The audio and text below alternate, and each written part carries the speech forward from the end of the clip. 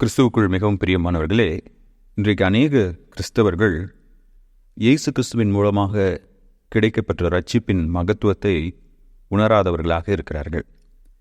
கடவுளுடைய கிருபையை பெற்றுக்கொண்டவர்கள் அந்த கிருபைக்கு பாத்திரவான்களாய், அதற்கு தகுதியுடையவர்களாய் நடப்பதில்லை. இதை சித்தரிக்கும் ஒரு வேத பகுதி தான் எபிரேயர் 12ஆம் அதிகாரம் 14 முதல் 17 வரை உள்ள வேத பகுதி. யாவரோடும் சமாதானமாய் இருக்கவும் பரிசுத்தமுள்ளவர்களாய் இருக்கவும் நாடுங்கள். பரிசுத்தம் இல்லாமல் ஒருவனும் கர்த்தரை தரிசிப்பதில்லையே.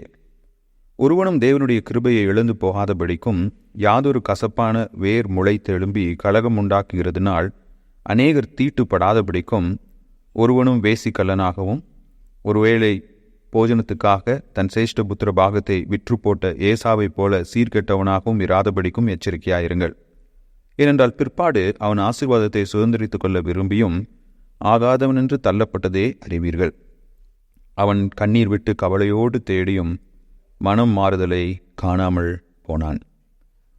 நாம் நேற்றைய தினத்திலே 14ஆம் வசனத்தை குறித்து தியானித்தோம்.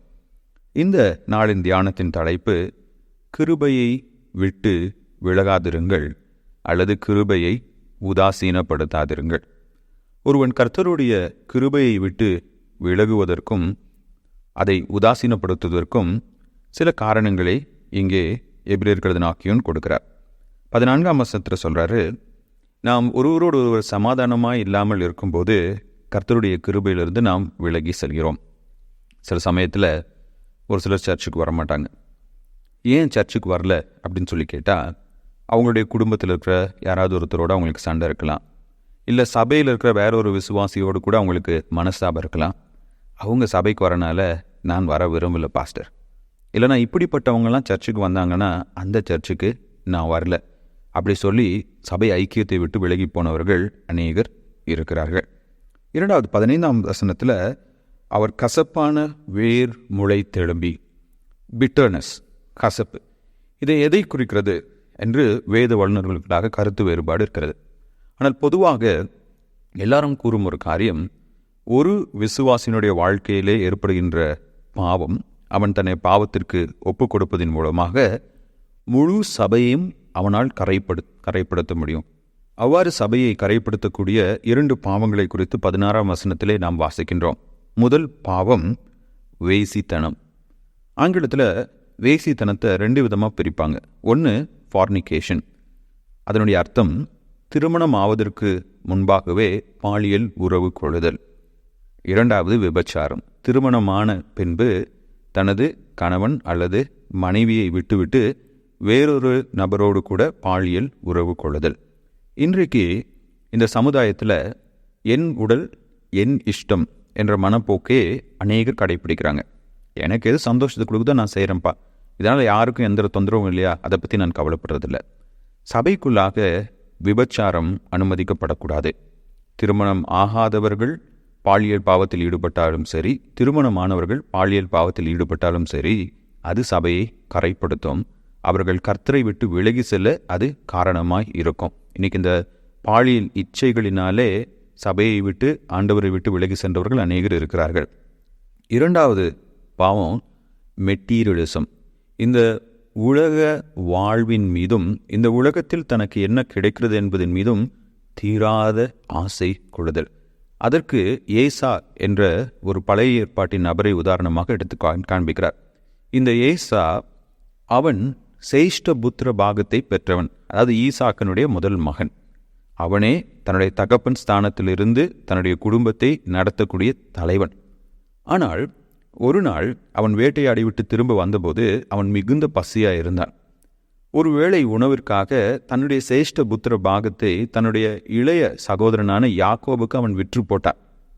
பின்னாடி ஈசாக்கு யாக்கோபை ஆசீர்வதித்த பின்பு எப்படியாவது அந்த சிரேஷ்ட புத்திர பாகத்தை பெற்றுக்கொள்ளணும், அதாவது தன்னுடைய தகப்பனுக்கு அடுத்து தன்னுடைய குடும்பத்தில் தலைவனாக அவன் இருக்க வேண்டும். ஆபிரகாம் ஈசாக்கு ஏசா என்று வர வேண்டும் என்று அவன் விரும்பினான். ஆனால் அவன் தன்னுடைய மதியினத்தின் நிமித்தமாக தற்காலிகமான தேவைகளுக்காக ஆவிக்குரிய ஆசீர்வாதங்களை அவன் இழந்து போனான். அவனை மாதிரி நீங்கள் இருக்காதீங்க. இந்த உலகத்தில் என்ன கிடைக்கும், இந்த உலகத்தில் என்ன சொத்து சேர்க்கலாம், எவ்வளோ சம்பாதிக்கலாம், எந்த அதிகாரத்தை பெற்றுக்கொள்ளலாம், அப்படின்னு சொல்லி இந்த உலகத்தின் காரியங்களை தேடிக்கொண்டு ஆவிக்குரிய காரியங்களை விட்டு விடாதிருங்க. ஏன்னா பின்னாடி அதை நீங்கள் பெற்றுக்கொள்ளணும்னு நினச்சாலும் அதை உங்களால் பெற்றுக்கொள்ள முடியாது. கடவுள் கிருபையின் காலத்தில் இரக்கமுள்ளவராக இருக்கிறார். அவர் இரக்கமுள்ளவராக இருக்கும்போது அவருடைய கிருபைக்கு தகுந்ததாய் நாம் நடந்து கொள்ள வேண்டும்.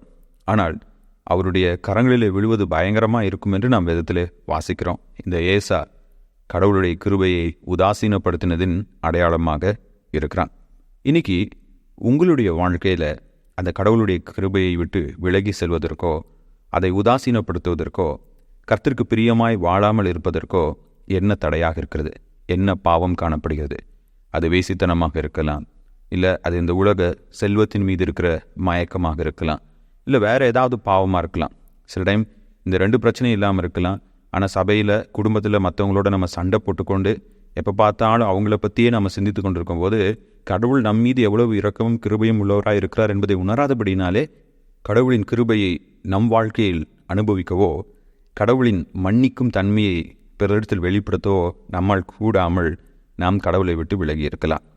எனக்கு அன்பானவர்களே, நாம் தேவனுடைய கிருபையை விட்டு விலகி செல்லாதபடிக்கு, அதை உதாசீனப்படுத்தாதபடிக்கு எச்சரிக்கையாக இருக்க வேண்டும். நெருங்கி வரும் பாவங்களை உதறி தள்ளிவிட்டு கிறிஸ்துவை நோக்கி நாம் ஓட வேண்டும். தேவனே அதற்கு நமக்கு கிருபை பாராட்டுவாராக. ஆமென்.